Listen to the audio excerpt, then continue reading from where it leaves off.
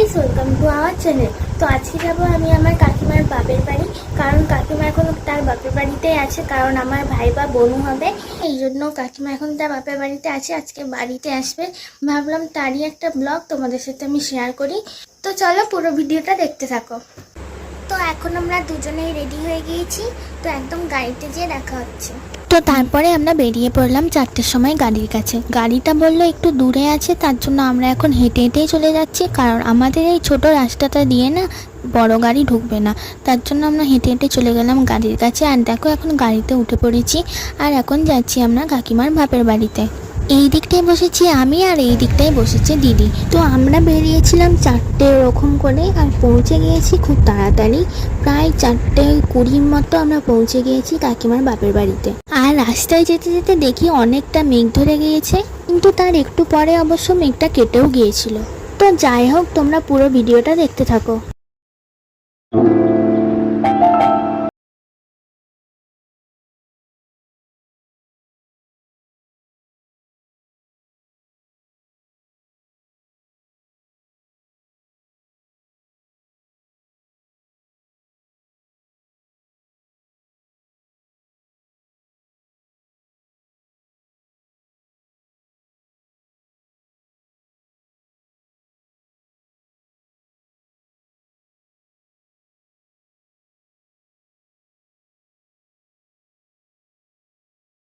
কিছুক্ষণ যেতে না যেতেই আমরা পৌঁছে গেলাম কাকিমার বাপের বাড়িতে। আর সেখানে পৌঁছে গিয়ে আমাদের ফার্স্টে দিয়ে দিল কোল্ড ড্রিঙ্কস, এখন সেটাই খেয়ে নিচ্ছি। আর কিছুক্ষণ পরে দিয়ে দিল এখানে মিষ্টি। আমাদের দুজনকে দিয়েছিল 4টে করে মিষ্টি, কিন্তু আমরা সেটা কমিয়ে দিয়ে দুজনে একটা প্লেট নিয়েছি। শুধু মিষ্টিই না, দুজনকে তরমুজও দিয়েছিল। তো সেই খাবারগুলো শেষ করে নিয়ে কিছুক্ষণ ওখানে বসে আমরা বেরিয়ে পড়েছিলাম আবার বাড়িতে আসার জন্য। তো দেখো এখন আমরা বেরিয়ে পড়েছি বাড়ি যাওয়ার জন্য। আর মাঝপথে আমরা নেমেছিলাম মামা বাড়িতে, কারণ দিদার শরীরটা একটু খারাপ, তার জন্য আমরা গিয়েছিলাম দিদার সাথে দেখা করার জন্য। তো সেখানেও 10 মিনিট কাটিয়ে আমরা আবার উঠে পড়েছি গাড়িতে। তো এখন এখান থেকে সোজা যাচ্ছি বাড়িতে। ওই কিছুক্ষণ সময়টা ওখানে থেকে দিদার জন্য খুব মন খারাপ হয়ে গিয়েছিল, আমাদেরও মনটা খারাপ হয়ে গিয়েছিল, আর দিদারও মন খারাপ হয়ে গিয়েছিল। আর আমাদের বাড়ি পৌঁছাতে প্রায় 30 মিনিট লেগে গিয়েছিল। আর আমাদের বাড়ি আসার পথে একটা সুন্দর দেখতে লজ পড়ে, তো আজকে সেইটাই তোমাদের সাথে আমি শেয়ার করলাম। এই লজটা দেখতে খুব সুন্দর। আর আমরা গিয়েছিলাম গাড়িতে, আর কাকা গিয়েছিল বাইকে, আর সেই জন্য কাকা খুব তাড়াতাড়ি আমাদের আগে সেখানে পৌঁছে গিয়েছে।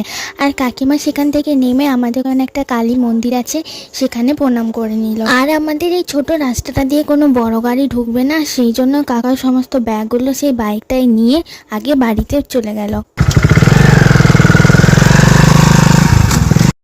আর বাকি যেই টুকটাক ব্যাগপত্রগুলো ছিল সেগুলো দিদিই নিয়ে যাচ্ছে, আর আমি এখানে ভিডিও করতে করতে এখন যাচ্ছি বাড়িতে। তো দেখো দিদির হাতে কতগুলো ব্যাগ আছে। আর গাইস, গাড়ি থেকে নামতে যেয়ে হয়তো লক্ষ্য করিনি, দেখো গাড়িতে হয়তো কোথাও নোংরা ছিল, তাতে আমার জিন্সটাও নোংরা হয়ে গেছে। তো তারপরে আমরা পৌঁছে গেলাম বাড়িতে।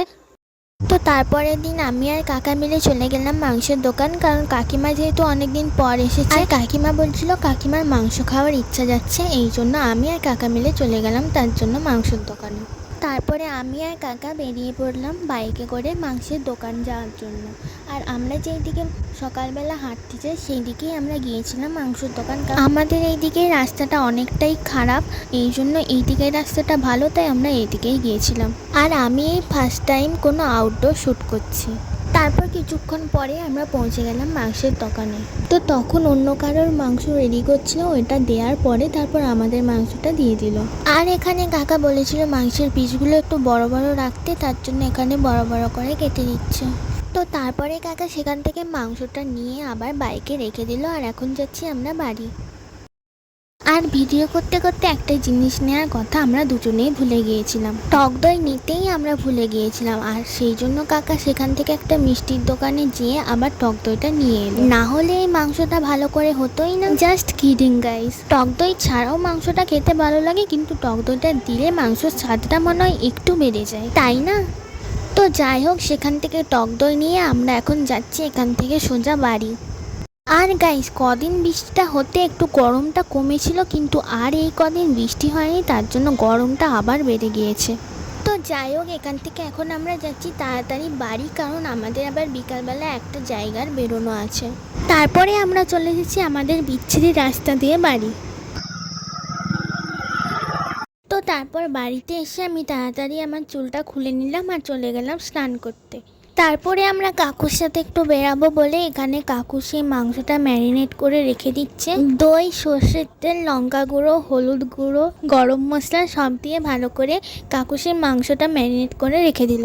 তারপরে কাকু সেই মাংসটা প্রায় 3 ঘন্টার মতো ফ্রিজে রেখে দিয়েছিল। আর বিকালবেলায় তারপরে আমরা মুখে টুকে চাপা দিয়ে বেরিয়ে পড়লাম চুল কাটার জন্য। আমি, দিদি, কাকু এখন মিলে যাচ্ছি পার্লারে চুল কাটতে।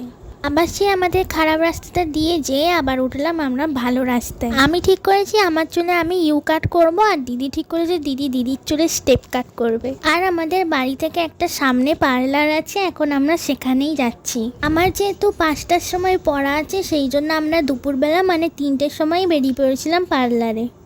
তখন যা রোদ, এমনিতেই ফর্সা মানুষ কালো হয়ে যাবে। আর আমাদের কথা বাদ দাও। তারপরে আবার সে একই রাস্তা দিয়ে আমরা চলে গেলাম পার্লারে। তো এখন পৌঁছে গেছি আমরা পার্লারে, আর কাকু আমাদের সেখানে নামিয়ে দিয়ে চলে গিয়েছিল বাড়ি। আবার স্নান টান করে খেয়ে দিয়ে আবার এসেছিলো আমাদের আনতে। তো তারপর অনেকক্ষণ বেল বাজিয়ে আমরা ঢুকলাম পার্লারের ভেতরে। আর দেখো এখানে আমার চুল কাটিং স্টার্ট হয়ে গিয়েছে। তারপর আমাকে সেখানে বলেছিল যে চুলের লেন্থ কতটা রাখবে। আমি বলেছিলাম একটু কম, কিন্তু তারপর দেখছি আর একটু কাটলে ভালোই লাগবে, সেই জন্য আর একটু ছোট করে দিই। তারপর আমার চুলে ভালো করে জল স্প্রে করে দিয়ে এখানে চুলটা আঁচড়ে নিচ্ছে, আর তারপর আমার কাটিং স্টার্ট করে দিল। আর দেখো এখানে আমার চুল কাটা ডান। আর আমার নিউ হেয়ার স্টাইলটা কেমন লাগছে অবশ্যই তোমরা কমেন্টে বলো। তারপরে দিদিও বসে পড়লো দিদির হেয়ার কাট করানোর জন্য। তারপরে দিদির চুলে ওয়াটার স্প্রে করে দিয়ে চুলটা ভালো করে আঁচড়ে নিল, আর তারপরে দিদির চুলটাতে কাট করা শুরু করে দিল। আর দিদি যেহেতু স্টেপ কাট করছে, এই জন্য খুব আস্তে আস্তে সাবধানে দিদির চুলটা কেটে দিচ্ছিল। আর দিদি খুব এক্সাইটেড দিদির ফাইনাল লুকটা দেখার জন্য।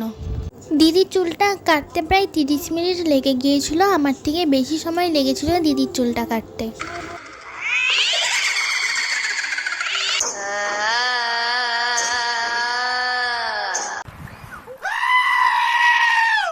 আর আমাদের রাত্রের মেনু হলো মাংস আর পরোটা। তার জন্য কাকা এখানে মাংসর মশলাটা কষিয়ে নিয়ে তারপরে মাংসটা দিয়ে ভালো করে রান্না করে নিল। তারপরে এটা ভালো করে কষিয়ে নিয়ে কাকা এটা সিদ্ধ করতে রেখে দিয়েছিল। তো এখন আমাদের ডিনার রেডি। তো আমি আমার ডিনারটা শেষ করি, তোমরা এই ভিডিওটায় একটা লাইক করে দিও। তো আজকের জন্য এতটাই, বাই বাই।